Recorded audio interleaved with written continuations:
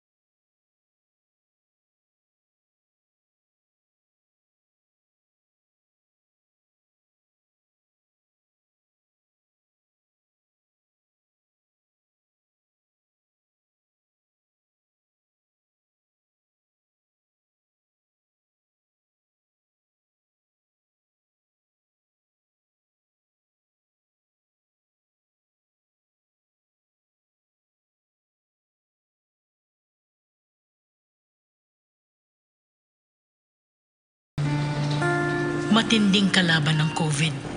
Ayokong makahawa. At mahawa. Pero kailangan ko na magtrabaho. Kaya di ako magiging pabaya. Di matigas ang aking ulo. Iingatan ko ang aking sarili. para maingatan ang pamilya ko. Ito ang ambag ko. Ako. Ikaw. Lahat tayo. Sama-sama nating Mayaangat ang bayan. Basta't sama-sama tayo. Sa pag-ingat buhay. Para sa ating hanap buhay. Mask, hugas, iwas.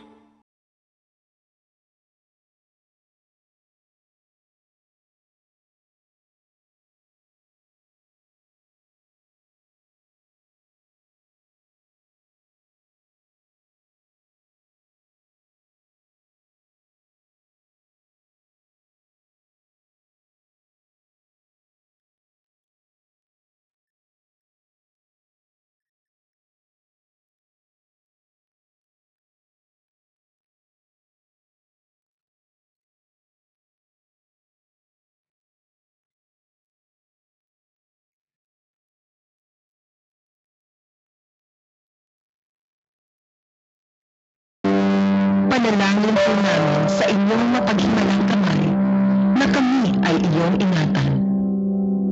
Sa harap ng pinsalang dulot ng coronavirus disease, kami ay nanatiling malakas. Hangad po namin ang kaligtasan ng mga eksperto at mga doktor na patuloy ang panggagamot. Yakapin at pangalagaan mo po ang sanggunian sa lugar sa pagkalat ng sakit.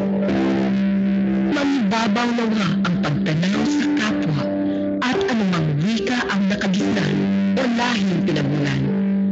Dalangin po namin mula sa Philippine Broadcasting Service at Radyo Pilipinas na tuluyan ng malunasan ang paglaganap ng karamdaman. Amen. ko doktor. Tatay ay nagtatrabaho bilang pulis. Ang ina ko ay sahong pharmacist. Akong amay, usak ka nurse. Maraming salamat po sa iyong lahat. Araw-araw nilang nilalagay ang kanilang buhay sa peligro. Sa ngalan ng serbisyo, hindi lang para sa mga mahal nila sa buhay, kundi para sa ating lahat. Kaya't sa ating mga Filipino frontliners, maraming salamat po sa inyong lahat. Lahat kami ay saludo at sumusuporta sa inyo.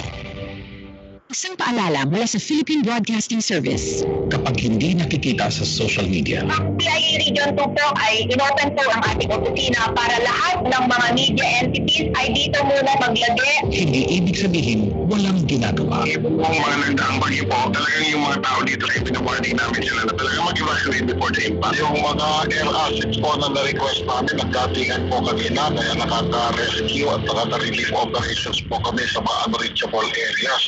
Sakripisyo ng mga rescuers hindi matatawaran. Sa nagtitimpang batalyon, EMP natin Marines, nagsisitatingan, itong patuloy na pagkulan na to, hindi kayang i-dredge yung willingness at yung aming commitment to serve and help yung ating mga kababayan. Dahil sariling pamilya nila ay iniiwanan para unahing puntahan at iligtas ang mga nangangailangan. Our National Resource Operations Center hindi po tumitigil sa pagdidikta ng mga families magkakaano po kayo na that we will sustain our disaster response operations. Medyo mahirap po yung tuloy-tuloy, nakakapagod na po. Sabalit pumitan pa rin ang mga sundalo na ito pa rin ang ating yung pangtungkulin na tulungan ng ating mga kababayan na kailangan ng tulong. Let's all stop the hate.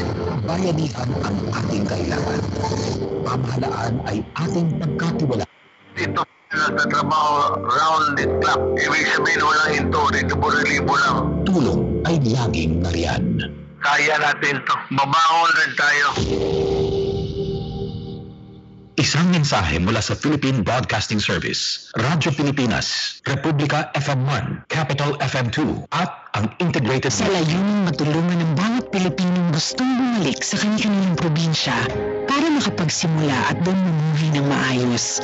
Inaprubahan ng Pangulong Rodrigo Duterte ang EO 114, Balik Probinsya, Bagong Pag-asa Program, o BP2, na agad namang tinangkilik ng ating mga kababayan. Na-issue rin po ng ating Presidente Executive Order number 114. Ito po ay yung sa Balik Probinsya Bagong Pag-asa Program. Ika-20 ng Mayo, nang maihatid sa Leyte ang first batch ng BP2 beneficiaries na kinabibilangan ng 121 ang Leyteanos.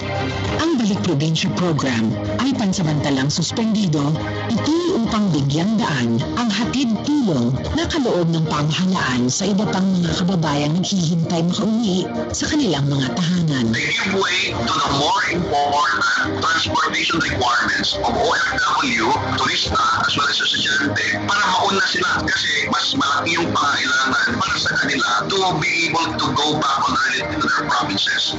Buo ang loob sa pag-alalay. Sa bawat Pilipino'y patuloy ang paghatid tulong. Pilipino to kababayan natin, tanggapin ninyo and provide for sequestration houses if you want. They hati tayo sa problema.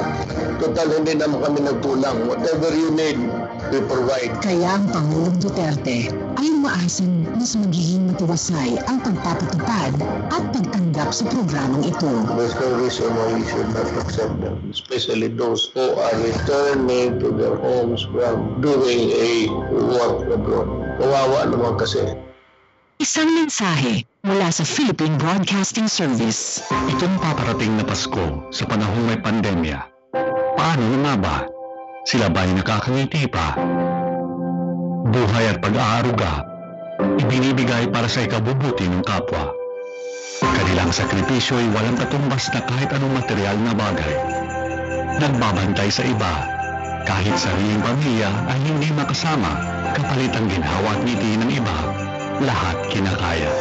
Sa inyo na nagbibigay ng pag-asa sa mga pasyenteng malayo rin sa pamilya, salamat po sa buong taong regalong hindi natatawarang dedikasyon at serbisyo mula sa inyo.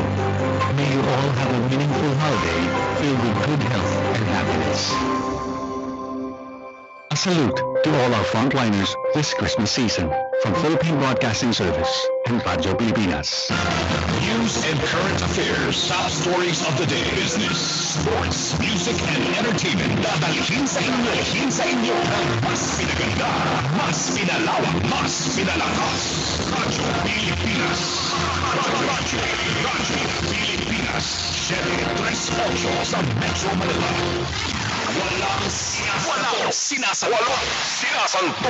Anuman ang issue, sino man ang sangkot, hindi pagtatakpan, hindi kakampihan, papanig sa tama at totoo lang. Walang sinasanto. Diskusyong diretso sa punto, talakayang bigay todo si Alex Santos. Walang sinasanto dito sa Radyo Pilipinas 738 AM. Magandang araw Pilipinas, Luzon, Visayas at Mindanao. Araw po tayo ngayon po ng Martes, Tuesday, December 22, 2020. We have 3 days to go bago hong Pasko. Pero malungkot pa rin pong Pasko, no? Dahil sa mga nangyari ho sa ating pong bayan. Dahil nga ho dito sa nangyari, bagamat isa lang pong isolated case po yan na nangyari po sa Paniki, Tarlac. Pero marami pa rin. Kung kayo po'y magulang, at kayo po ay nawala ng anak, masakit po yan para sa ating pong mga kababayan. Dahil po sa videong ito, ito sa videong ito na nag-viral at ngayon po ay lahat siguro ng ating mga kababayan ay natunghayan na po itong video nito na humantong po sa pagkamatay po ng mag-inang yan na sina Sonia at sina Anthony Gregorio.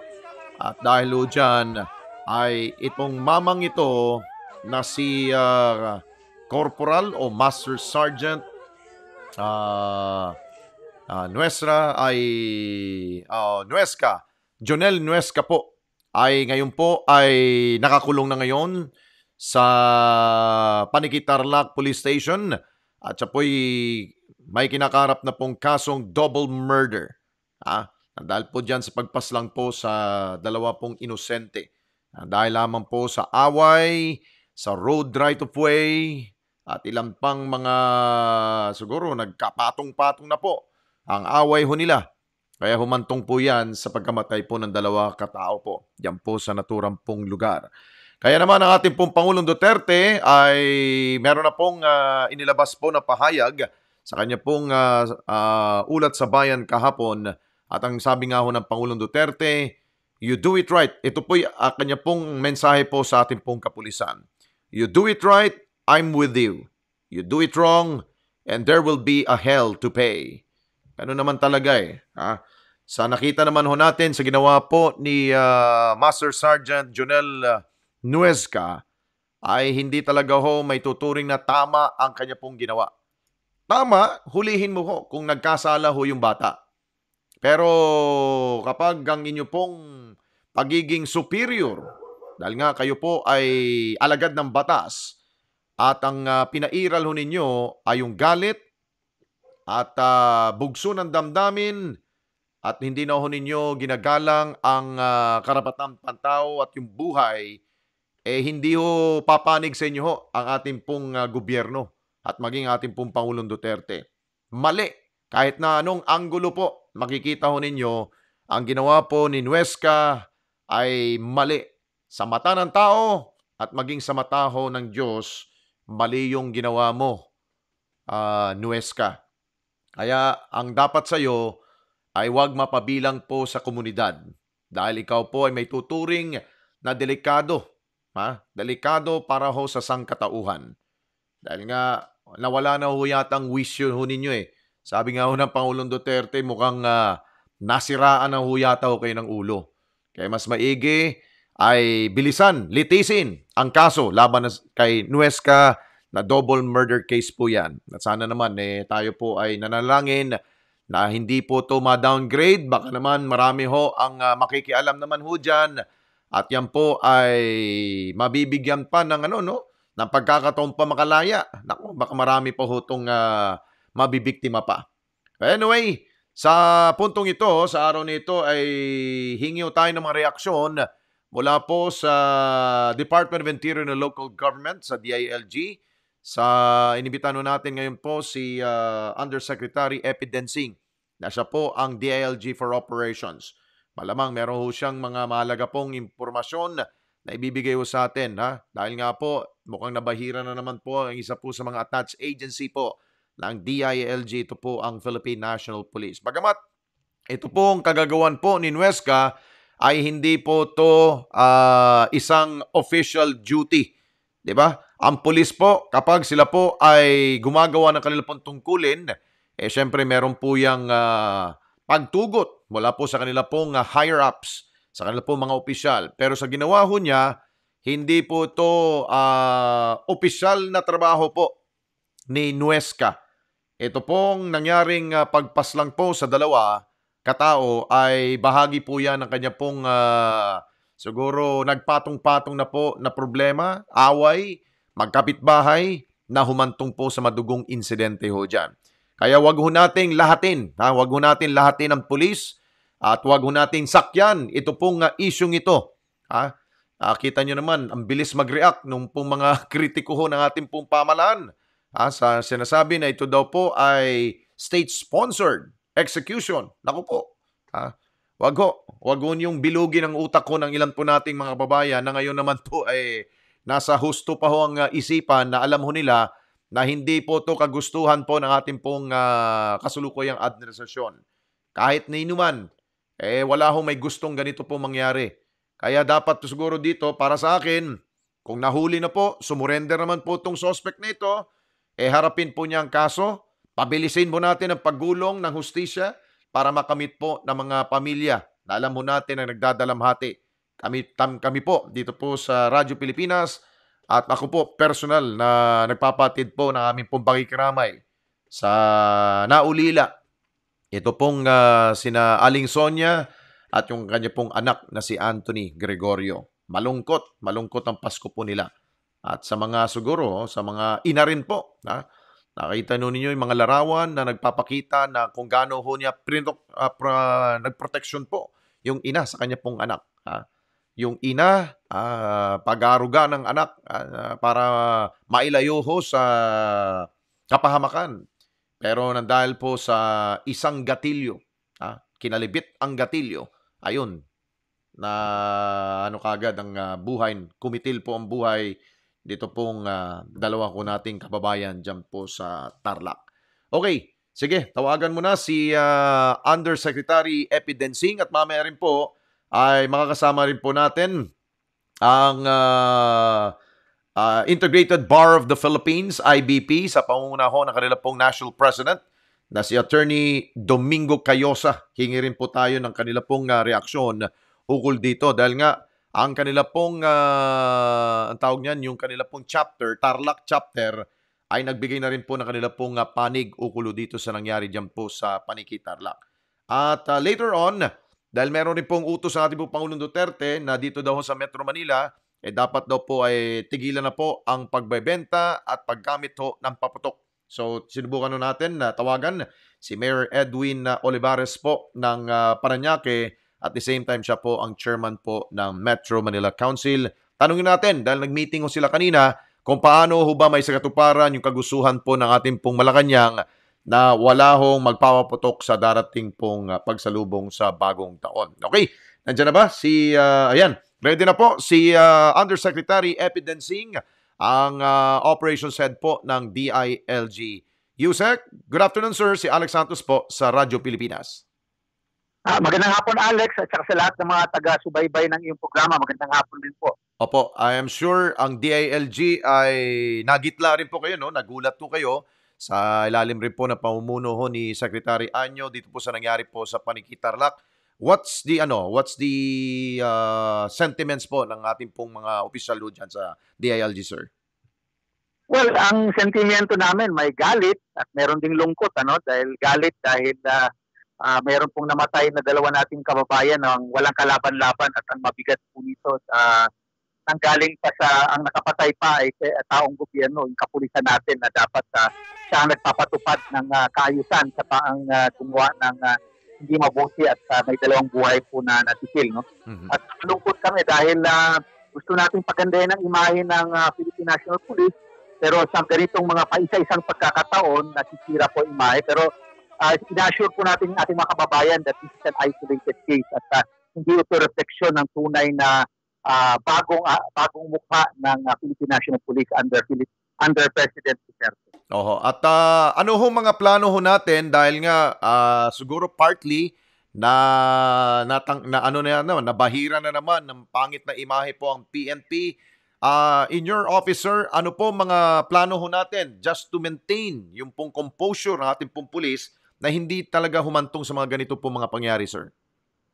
Well, una sa lahat, moving forward, isinasuggest namin na palakasin ang tinatawag natin psychological o profiling po ng ating mga pulisan, lalo na kung nakapag-engage po sila ng isang operasyon na sila ay nakakapatay.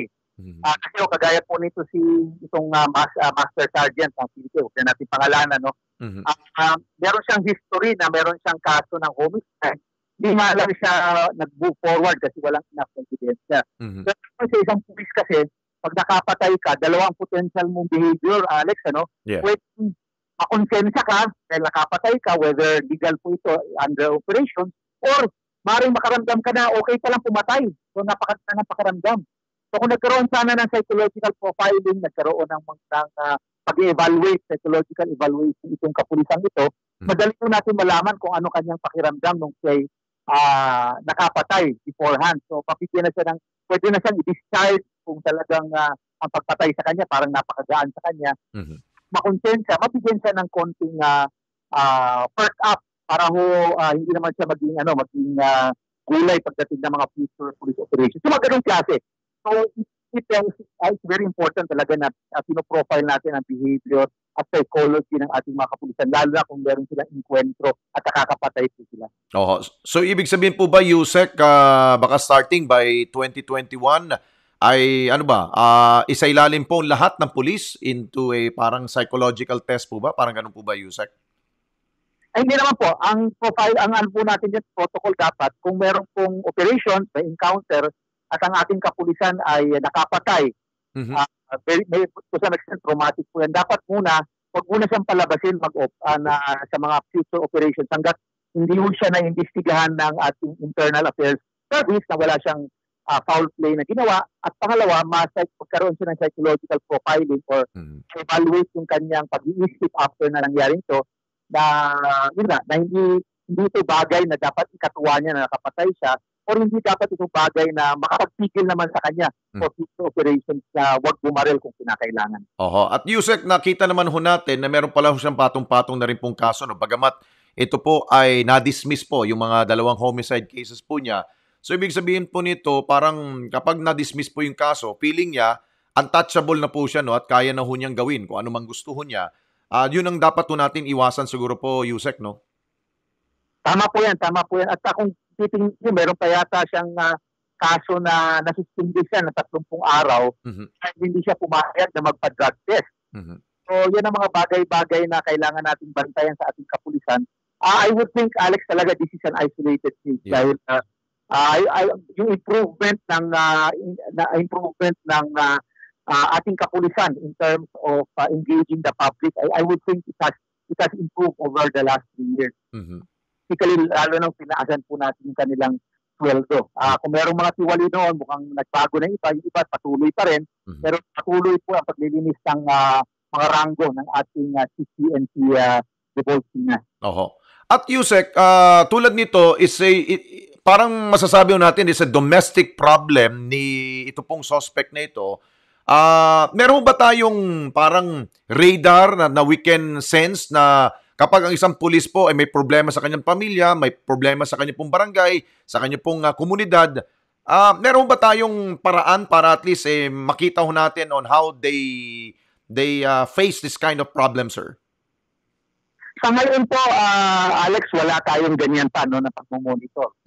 Kasama na siguro dyan, kakulangan natin ng tao para yan ang pinaka-project na ginagawa niya sa ating kapulisan, even at random.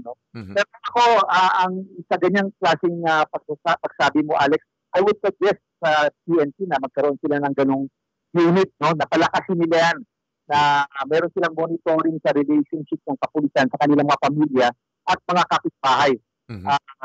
Kahit at a random basis lang para meron tayong basis later on para gumawa ng polisiya sa loob ng PNP with respect to the personal lives of our policemen. Di ba may kasabihan nga tayo, Yusek, na kapag may problema ka sa bahay, huwag mong dalhin sa yung working place or trabaho, di ba, Yusek? Opo, pero minsan hindi natin maiwasan talaga na nadadala. At yun din yung pressure ng trabaho, minsan nadadala rin sa bahay. So nagkakaroon ng impact po ito sa ating pamilya. At siguro, with that, ano hong utos ngayon po ni Secretary Anyo with regards sa paggulong ho sa kaso? Meron na ho bang nagbabantay po sa administrative case against this suspect, sir? Ay, opo. Kung hindi ako nagkakamali, sinailan na siya ng administrative case na PNP. Hopefully, within the week, mapailan na rin siya ng criminal charges before the fiscal's office. Dapat within this week kasi wala na dapat itanong-tanong pa. Klarong-klaro po yung mga ebidensya video pa na pinatay niya ng pusa itong dalawang kababayan natin sa Panikitarlac. So, kailangan within this week mapail na yun. Dapat ganun kabilis po ating kasong ito. Moto proprio naman kagad ho yan sa Internal Affairs Service ang pag-imbestiga at ano yan, outright po bang suspended tapos tatanggalan na ho siya ng tsapa, tapos mga lisensya ng mga baril. Kinumpis ka na rin po lahat po, sir, no? Opo, nagawa na po yan. At ano po yan, protocols po yan, nakakulong na rin po siya, hindi po yan palalabasin, hindi palalayain. Kasi kung double murder po yan, hindi po yan, walang bail po yan. Administratively, siguro pinafast track na yan para matanggal sa servisyo. Then, pag mapile na ng case sa fiscal natin, then tuloy-tuloy na po yan hanggang magkaroon ng hearing hanggang West at mabilis na pag-dispatch ka ng hustisya sa mga namatayan. Ang kaakibat po ba ng administrative case po ba, sir?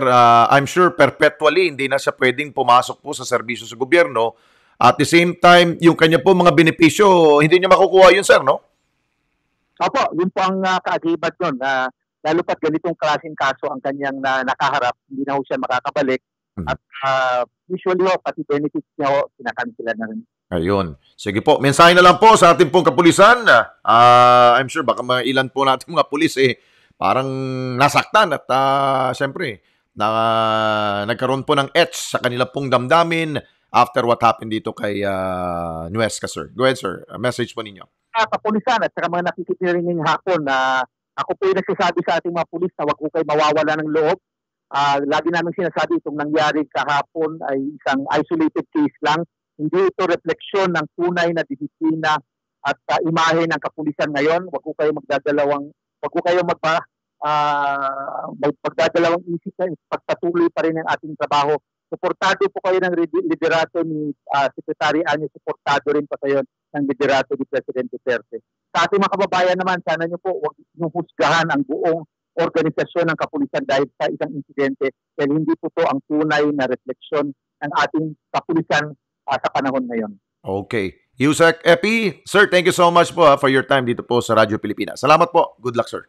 Salamat, Alex, at magandang hapon din po. Si Undersecretary Epi Densing po yan, ang operations head po ng kagawaran po ng interior at lokal na pamahalaan po natin. Yan po isa po sa mga official po ng DILG. Ang PNP kasi po ay attached agency po yan ng DILG. Siguro lalawakan rin po natin ang pag-uusap po niyan sa mga darating pa mga episodes po ng Barangay 4, no? Siguro may imbitahan siguro natin ang PNP at the same time ang ilang po mga attached agents po ng naturang kagawaran para at least mabigyan po natin ng linaw at ma-clarify na hindi po isa po itong pangyayari na nakaka-apekto po sa institusyon po ng Philippine National Police. Wag po. Sa mga sumasakay sa issue nito, hoy, tigilan nyo na yan, ha? Hindi kayo nakakatulong. Bagkos kayo po ay nakakadagdag pa sa problema ho ng ating pong pamahalaan. Okay, magbabalik po tayo. Oras, 1:20 sa ating pong pagbabalik. Kunin natin ang mga balita na related po dito sa nangyari po sa Panikitarlac, mga reports po sa probinsya. At syempre, ating pong inimbitahan na po si Mayor Edwin Olivares sa Parañaque at later on si Attorney Domingo Cayosa ng IBP para pag-usapan po ano po ang kanila pong masasabi tungkol dito sa nangyari po sa Panikitarlac. 1:20, magbabalik po tayo. This time check is brought to you by San Miguel Pale Pilsen. Sarap ng urig, sarap ng totoo. May Pasko pa, sabi ko sa sarili, pas ako. Bernards na diba, magpapasko ba, para sa nakararami ang pangunan ng pagkakaba. Habang nalilito tayo, hararanin mo tayo. Huwag lalong pagkatahin naman ang ituloy natin ang Pasko. Ituloy natin ang Pasko kasama ang San Miguel Beer. Drink responsibly. Panatilihing masaya ang paglilibang. Ang paglalaro sa kasino ay para sa may edad 21 pataas lamang. Magtakda ng oras at limitahan ang gastos sa paglalaro. Huwag magsugal kung nalulungkot. Huwag hayaang makasira ng buhay at pamilya. Para sa impormasyon ukol sa responsible gaming, tumawag lamang sa hotline 521-0957 o bisitahin ang www.pagcor.ph/regulatory.php. Isang mensahe mula sa Pagcor. Keep it fun. Game responsibly. Alex Santos sa Walang Sinasanto sa Radyo Pilipinas 738 AM. Okay, nagbabalik po ang inyo pong Radyo Pilipinas dito po sa PBS, sa Philippine Broadcasting Service. Ito po yung programang Walang Sinasanto. Nasa linya ngayon po si Mayor Edwin Olivares ng lungsod ng Parañaque. At the same time, siya po ang chairman po ng Metro Manila Council. Pag-usapan natin itong tungkol po sa sa issue ho ng pagpapatigil po at paggamit po ng paputok. Mayor Edwin, good afternoon sir. Si Alex Santos po. Ay, good afternoon, Alex. Good afternoon sa mga nakikinig po sa atin. Magandang hapon po. Opo. Mayor, ano pong nag-meeting ho ba kayo kanina tungkol dito sa parang mensahe po ng Pangulo na no firecrackers o yata bawal na dito sa Metro Manila. Ano po napagkasundo niyo, sir? Yes, doon sa huling meeting namin po ng Regional Peace and Order Council, kasama po yung ating NCRPO, si General Danao. Pinagkaisahan po doon na ito pong ating firecracker, ibaban po yan itong ating itong holiday na ito, itong New Year na ito. Okay. Meron naman po executive order ang ating mahal na presidente. So, ibig sabihin, lahat po ng mga mayors po dito ay alam ho nila kung ano pong paano po ito ma-implement po, Mayor Edwin? Yes, so definitely po, wala pong PPDN. Lahat po ng klase ng firecracker is banned. Oo. Po talaga lahat. Wala pong exemption. Meron na pong pinayagan po dito pero kukuha po ng permit yung firework display. Kasi meron na pong designated na lugar na talaga po yung lugar ay talagang walang mass gathering.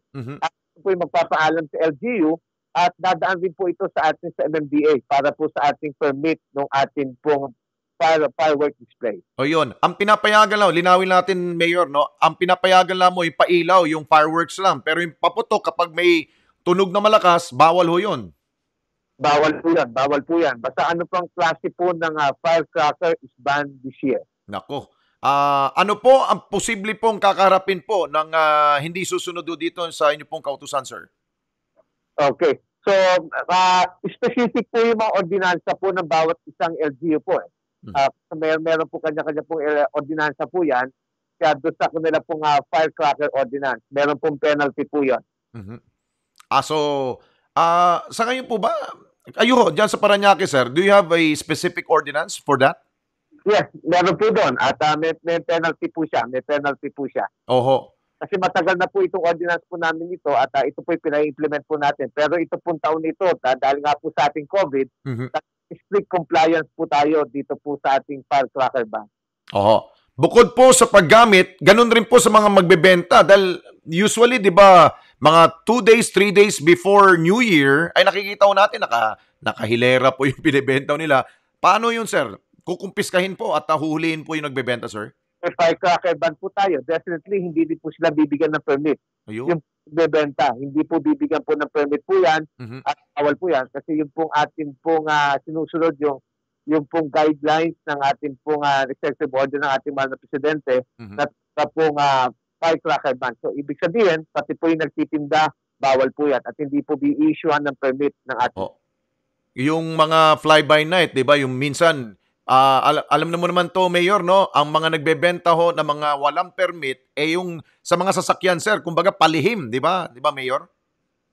Yun po yun. Pero meron na po tayong advice to our NCRPO chief na talaga pong uhulihin po ng ating mga kapulisan po yan. At bawat city po, nagtayo rin po ng task force para umassist sa ating pong kapulisan. Nako.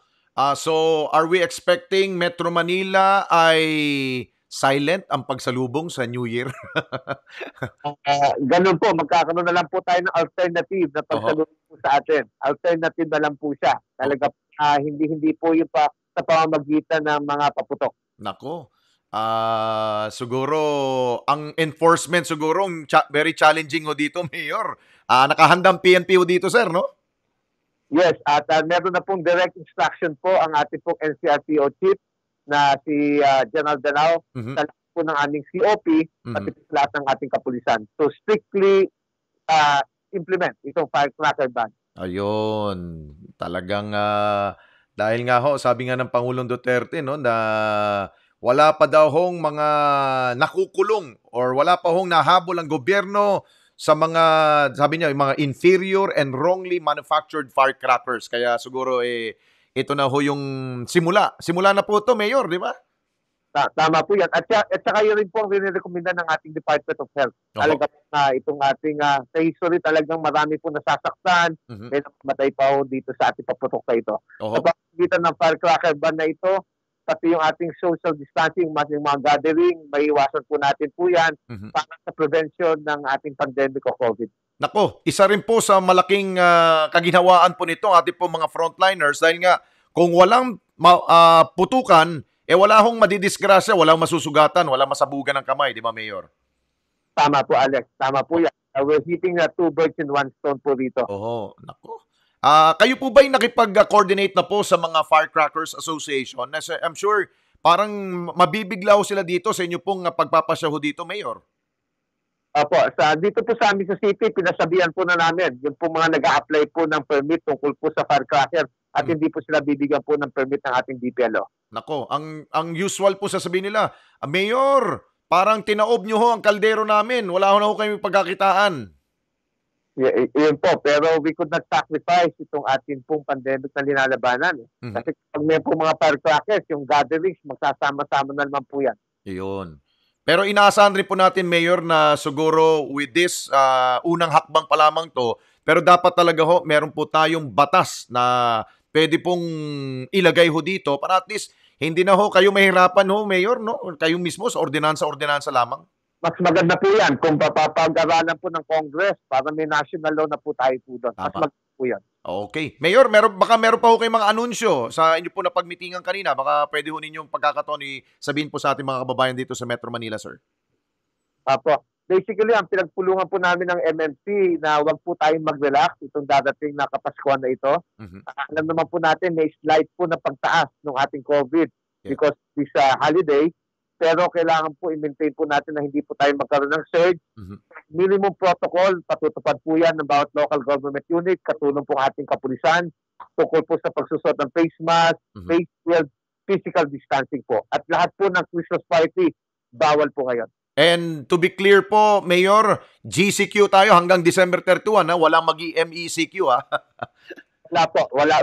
Fake news po yan, yung MECQ. Tama. GCQ po tayo until end of the year. Ayun, basta't ingat lang po tayo. Mayor, thank you so much for your time po. Good luck po. Thank you, Alex. Salamat po sa opportunity. Thank you, sir. Si Mayor Edwin Olivares po, ang chairman po ng Metro Manila Council, at the same time ang alkalde po ng lungsod ng Parañaque. Ayun. So, ito na po. Simula na po yan.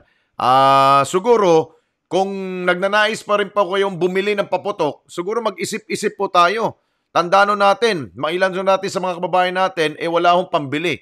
Mas maigi na ho natin, isave na lang po natin yung pera kaysa naman ibili ho natin ng paputok, isang putok lamang, parang bula na ho yan, parang usok lamang po na nawala ho yung pera ho natin.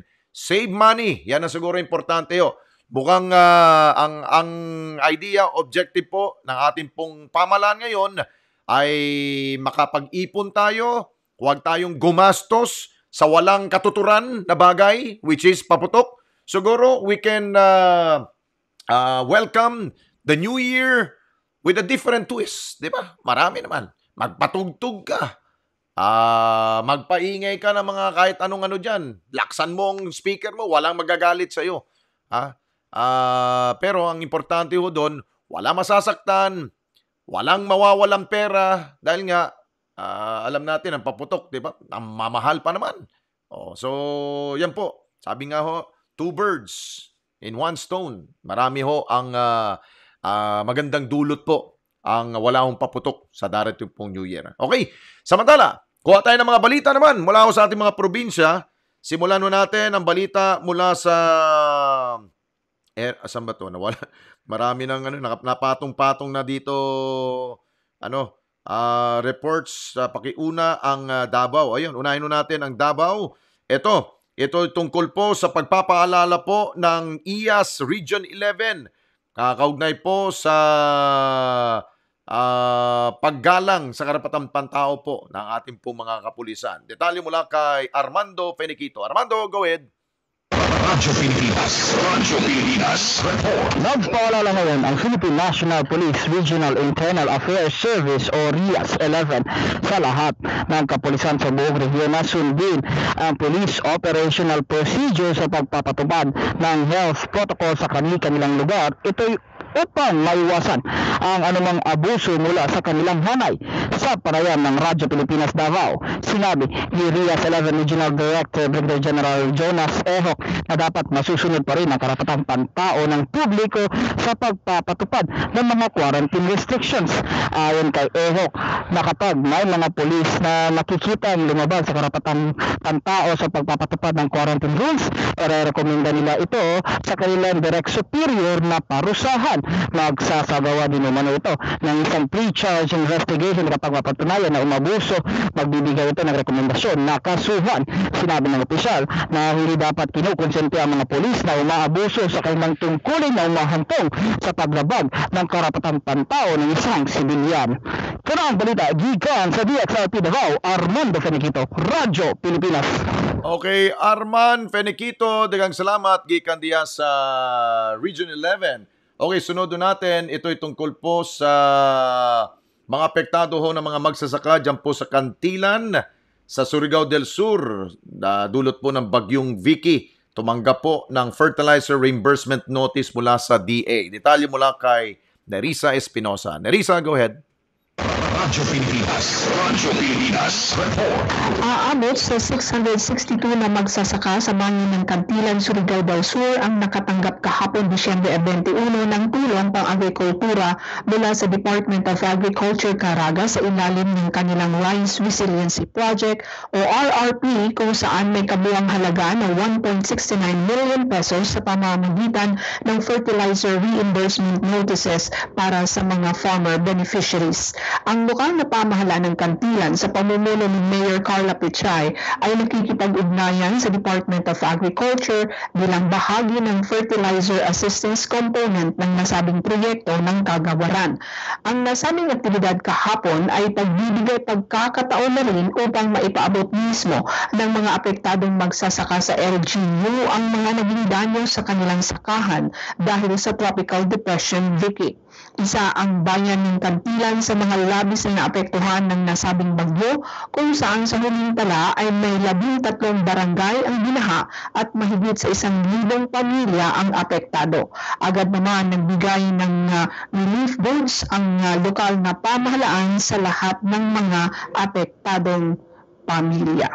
Gikan diri sa Pandag City, ako si Nerissa Espinosa, Radyo Pilipinas. Okay, daghang salamat Nerissa Espinosa gikan diya sa Surigao del Sur. Okay, dako tayo. Ito may report po ang ating pong kasamaan mula sa Bicol. Yung daw hong lalawigan po ng Camsur isinilalim na ngayon sa Code White Alert bilang paghahanda po yan sa holiday season. Detalye mula kay Ronnie Hufancia. Ronnie, magandang hapon sa iyo. Radyo Pilipinas Report. Ibinandira na ng pamalaang panlalawig na sa buong lalawigan kaugnay ng holiday season celebration. Nito lang nagdaang weekend ay magkasunod na nagpalabas ng memorandum ang gobernador ng Camarines Sur na kung saan mula sa red alert ay itinas ito sa white alert status simula December 16 ngayong taon hanggang January 5, 2021 na ibig sabihin ay dapat na maghanda ang mga rural health unit at ang provincial managed hospitals and facilities sa posibleng mga hindi inaasahang insidente ngayong Kapaskuhan at sa pagsalubong sa bagong taon. Nagkapaloob din sa Memorandum Number 2 na ang mga emergency service, nursing at administrative personnel ay dapat na naka-standby para sa mas mabilis na pagtugon o pagresponde sa anumang medical emergencies. Ipinahanda na rin ng gobernador ang mga pagamutan at siguruhing sapat ang mga medical supplies at mga personnel para matugunan ang mga pangunahing pangangailangang medikal ng mga taong posibleng magiging biktima ng mga paputok.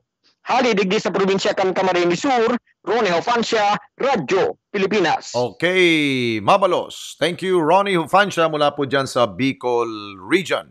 Okay, magbe-break lang tayo at sa ating po pagbabalik, pag-usapan natin itong balik ko tayo dun sa nangyari po sa, sa Paniki Tarlac at makakausap po natin ang isa po sa mga opisyal ng Integrated Bar of the Philippines, IBP, National Chapter po to, At siguro mamaya babasahin natin yung pong naging pahayag ng Tarlac chapter ng IBP nila patungkol po dito sa nangyaring pong pagkamatay sa mag-inang sina Sonia at Anthony Gregorio sa ating pong pagbabalik. 1:37 na po ng hapon. This time check is brought to you by San Miguel Pale Pilsen. Sarap ng urig, sarap ng totoo. Alam niyo bang 4.26% lamang ang inyong buwanang bayad sa kuryente ang napupunta sa pagpapatakbo ng pambansang daluyan ng kuryente? Mula nang naisa pribado ang power transmission operations, tuloy-tuloy na ang pagbaba ng transmission charges. Sa bawat pisong binabayad ninyo, 0.04 centavos lamang ang napupunta sa NGCP upang panatilihing maayos at tuloy-tuloy ang daloy ng kuryente patungo sa inyong lugar at saan man sa bansa. Sa ilalim ng NGCP, mas mababang singil, sigurado pa ang mahusay na serbisyo sa transmisyon ng kuryente. Ang abisong ito ay mula sa NGCP. Panatilihing masaya ang paglilibang. Ang paglalaro sa kasino ay para sa may edad 21 pataas lamang. Magtakda ng oras at limitahan ang gastos sa paglalaro. Huwag magsugal kung nalulungkot. Huwag hayaang makasira ng buhay at pamilya. Para sa impormasyon ukol sa responsible gaming, tumawag lamang sa hotline 521-0957 o bisitahin ang www.pagcor.ph/regulatory.php. Isang mensahe mula sa Pagcor. Keep it fun. Game responsibly. May Pasko pa, sabi ko sa sarili, pas ako. Bermans na diba, magpapasko pa, para sa nakararami ang panwala ng pagkakaba. Habang nalilito tayo, parang nalilito tayo.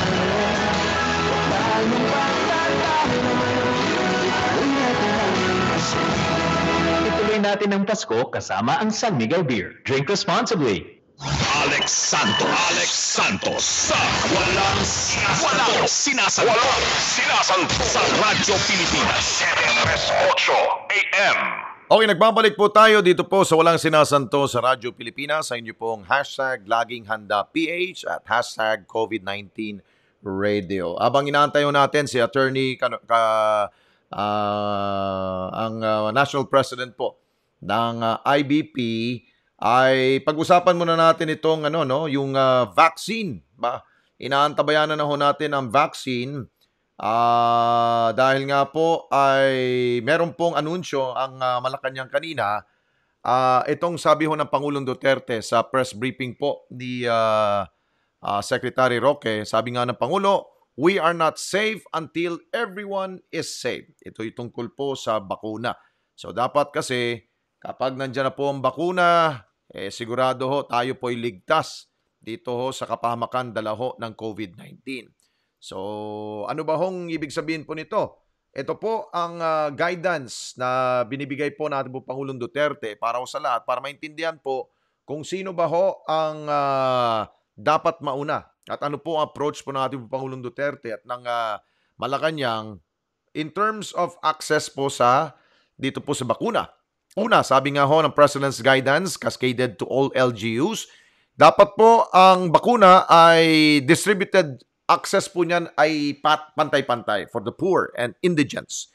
Tapos, unahin po ang mga frontliners, ang mga healthcare workers, mga sundalo, mga police, mga servicemen, and essential services.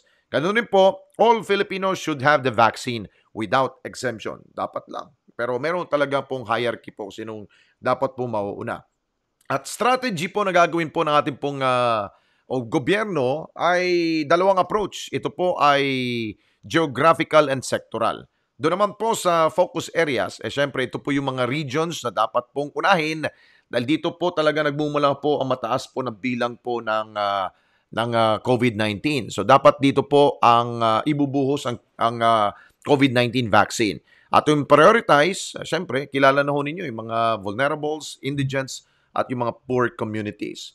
At doon po sa pangalawang strategy, multiple access, public-private partnership. Nandiyan na po yung, pwede na po dyan ang makatanggap po mga manggagawa sa pribadong sektor, mga LGU, shared national government burden, at ganun rin po yung public, concentrate on priority areas and priority sectors. So yan po ang strategy po ng ating pong gobyerno patungkol po sa COVID-19. Bago natin tawagin po si Attorney Cayosa, Attorney, sandali lang po bagitin ko lang po to sa inyo dahil nga ito pong sa Amerika ay nakapagturok na ho itong si President-elect Joe Biden para bilang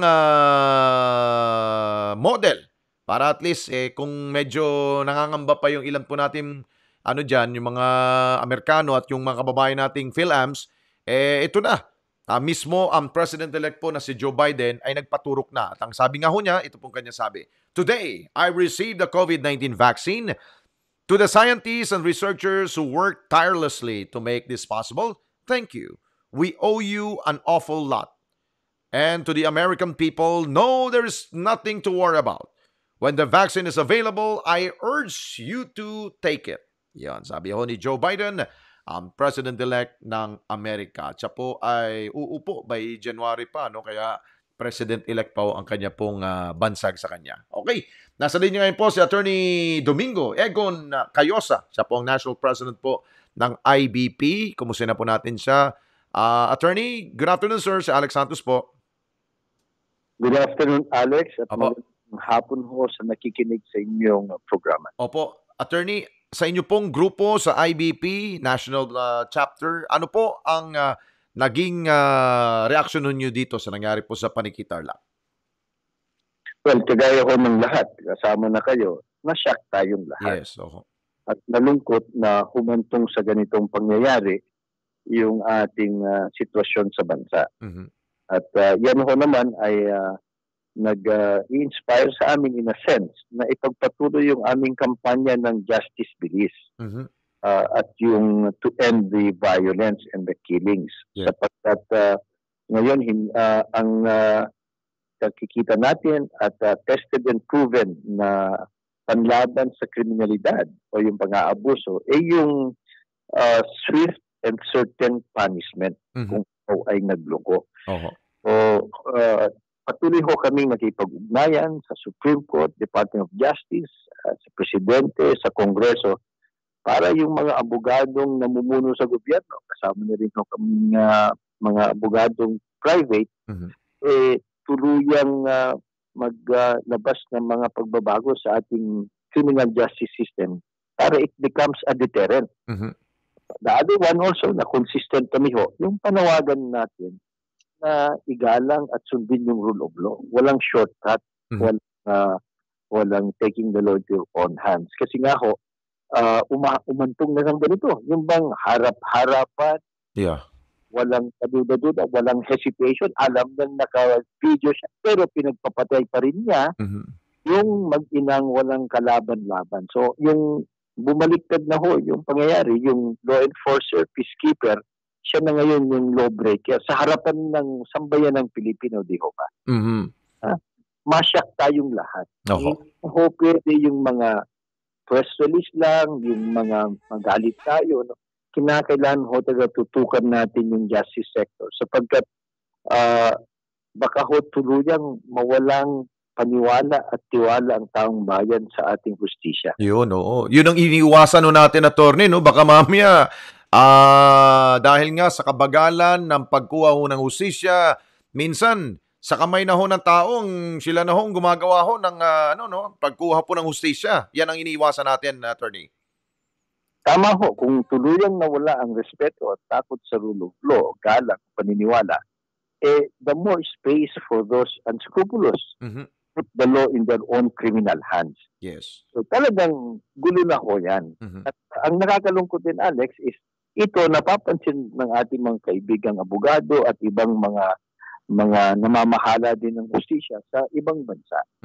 So nababansagan na tayong republika na kung saan mukhang sumasemplang yung rule of law. Nako. Natin sabihin na ito, isolated lang ito, paminsan-minsan lang. Nang ho, sa ibang bansa, halos hindi nangyayari. Sa Akon nga ho, mabilang mo siyang daliri ang mga homicide o murder sa isang taon. At ito yung sunod. Ehemplo na lang natin, Alex. 55 na ho, si Justice Pizarro sa mga pinaslang na abogado mula noong July. At mas marami pa yung mga naunang mga taon at administrasyon. Ang ginawa ko naman ng IBP, binago na ho namin. Hindi lang kami press release ng press release. Kami mismo nakipag-ugnayan sa pamilya. May data bank na kami anong nangyayari sa mga kaso. At may direkto kaming ugnayan sa Chief PNP, sa NBI, AFP, para sa ganun matutukan. At ito naman ang resulta, sapagkat yung kapatid natin attorney magkamit sa Palawan, within less than 2 weeks, Alex, mga kababayan, sa pagtulungan ng PNP at ng IBP local chapter at si General Sinas, napusap kami, we exchange information, 2 weeks ho, na-resolve ba, nakasuhan. Yes. Naman, yung kay Atty. Viho naman ng Cebu, ito naman ng NBI, cooperation ng pamilya. Di kagad. Abogado. So, may resulta po, yung coordination, yung tulungan. Kasi na natin, let's put it at a higher level. Huwag na lang ho palagi yung nagtuturuan and mga general statements. Mag-action tayo. Ang importante may resulta. Kung nangyayari ito, magiging deterrent. Takot.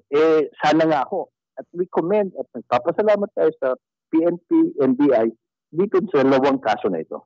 At dito naman po sa kaso ho na pagpaslang po sa dalawa pong pamilya Gregorio, mabilis rin po ditong prosecution, no? At agad-agad, hindi nagpatumpik-tumpik, double murder kagad po ikinaso dito kay Nuesca.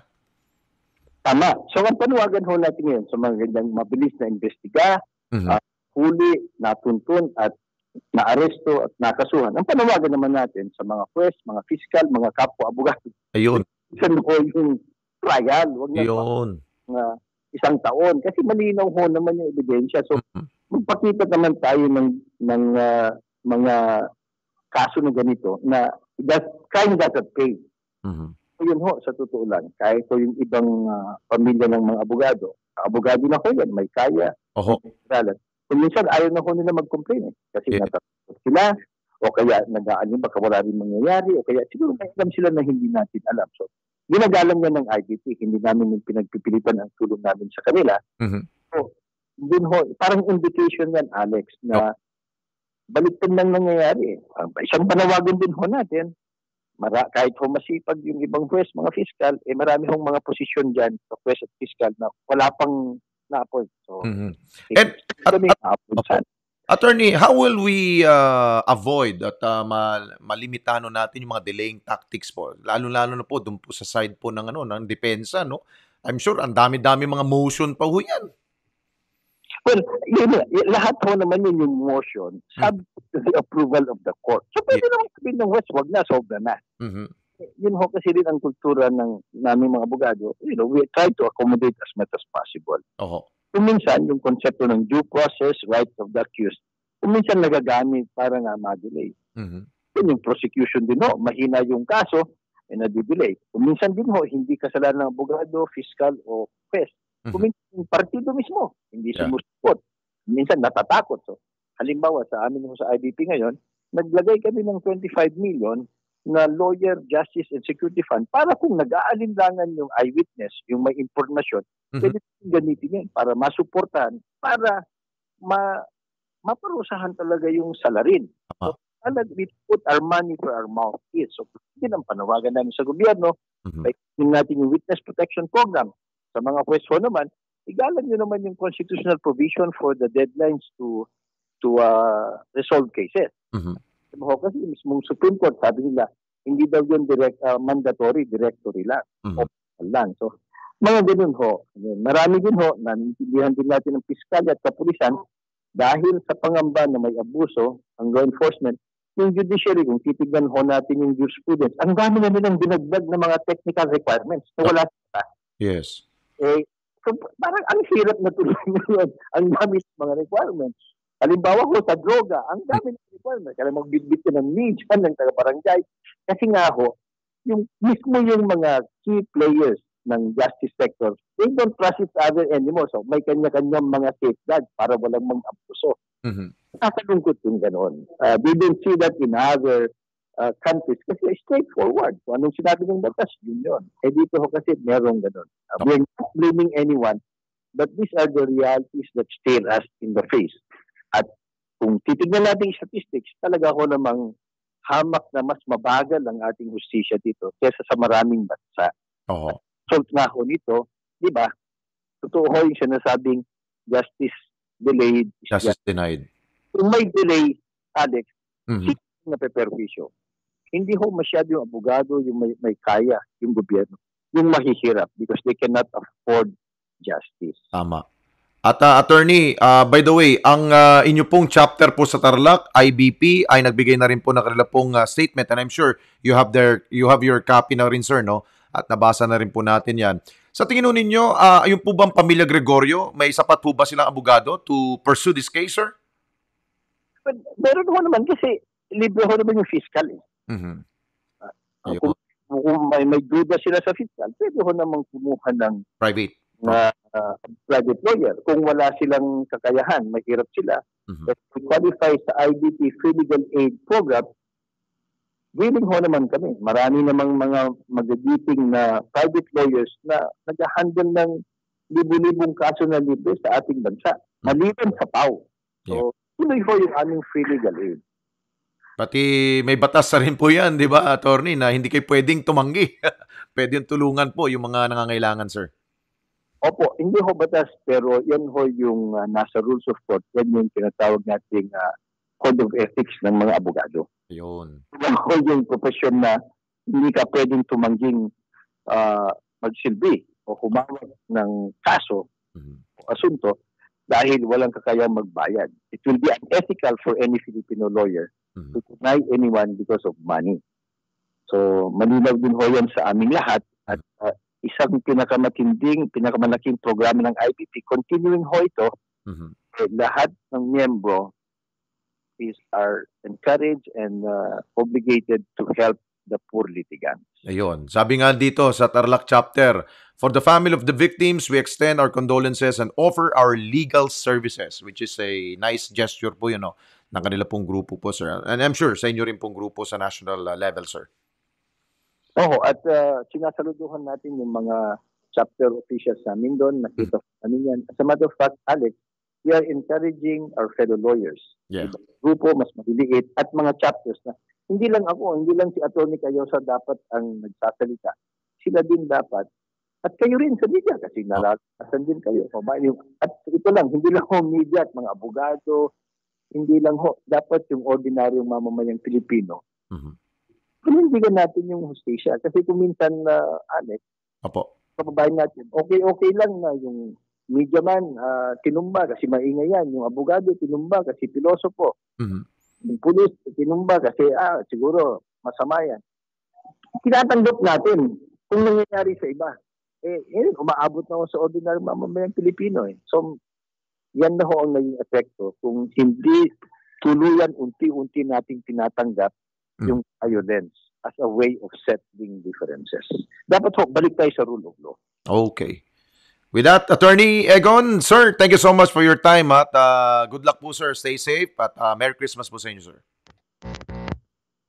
Thank you po. Si Attorney Domingo Egon Cayosa, ang National President po ng Integrated Bar of the Philippines. Okay, wala na tayong oras. 1:55 na po.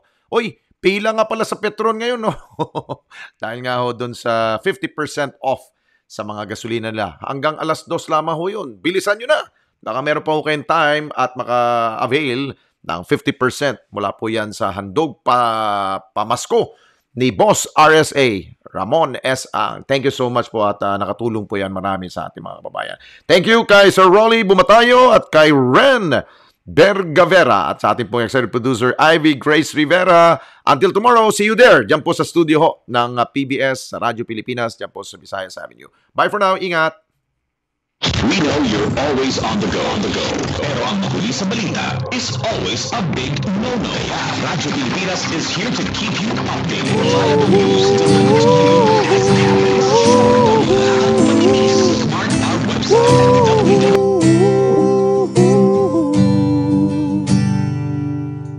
Ikaw umaatras sa sakit na marahas. Kailangan mong magpalakas para sila'y mailigtas. Buwis ang iyong buhay, handang matanggap pag ika'y mamatay. Asawa't anak na hindi masilayan, pamilya mong iiwang luhaan. Masdan nyo ang mundo,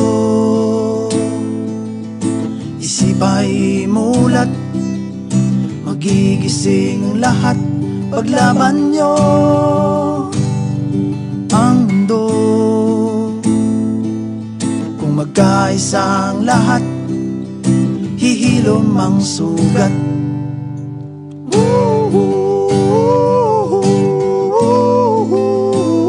Mga kabarangay, tututok na. Oras na para sa DILG Barangay 4. Samahan si veteran broadcaster Alex Santos at DILG Undersecretary Jonathan Malaya sa napapanahong talakayan ukol sa mga programa ng mga lokal na pamahalaan. Ang aming misyon, maghatid ng serbisyo sa taong bayan. Dahil kung reforma at pag-unlad ang pag-uusapan, dapat walang iwanan. DILG Barangay 4, Miyerkules hanggang Sabado ng tanghali. Sama-sama sa pag-angat para sa pamilya, para sa bayan. Higit sa pagbabalita, masusing investigasyon. Kung kailangan ng paglilinaw, talakayang napapanahon. Sa pagkalap ng istorya, sumusugod sa aksyon. At sa ngala ng katotohanan, matapang na paglalahad na may kagyat na solusyon. Bendijo, Querer, Santos, Tulfo, Sani Puwersa para sa dekalibreng balitaan sa Ulat Bayan. Matinding kalaban ng COVID. Ayokong makahawa. At mahawa. Pero kailangan ko na magtrabaho. Kaya di ako magiging pabaya. Di matigas ang aking ulo. Iingatan ko ang aking sarili. Para maingatan ang pamilya ko. Ito ang ambag ko. Ako. Ikaw. Lahat tayo. Sama-sama nating Maiaangat ang bayan. Basta't sama-sama tayo. Sa pag-ingat buhay. Para sa ating hanap buhay. Mas hugas iwas.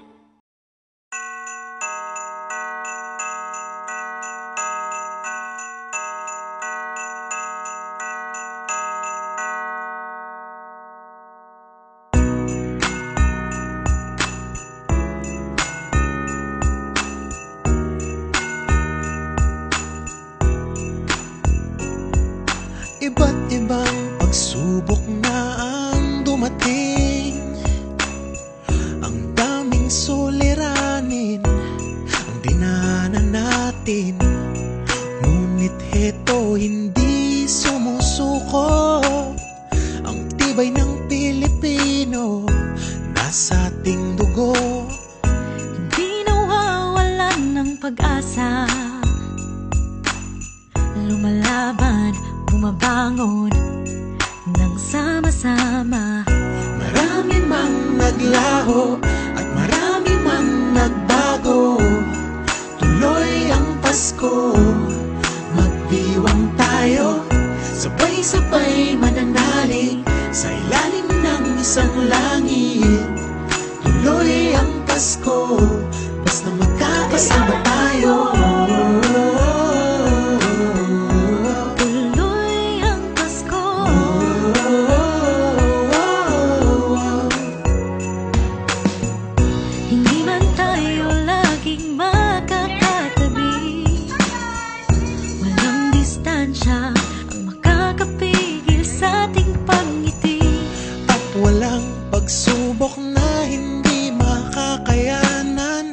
basta't may bayanihan, walang iwanan.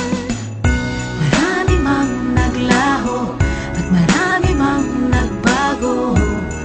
Tuloy ang Pasko, magdiwang tayo, sabay-sabay mananalig sa ilalim ng isang langit. Tuloy ang Pasko, basta magkakasama tayo. Tuloy ang Pasko.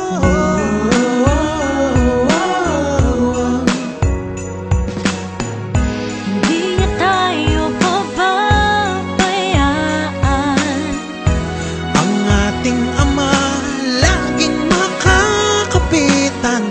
Kaya anuman ang pinagdaraanan, ngayong Pasko tuloy ang pagdiriwang. Marami mang naglaho, marami mang nagbago. Tuloy ang Pasko, magdiwang tayo, sabay-sabay mananalig, sabay-sabay sa langit.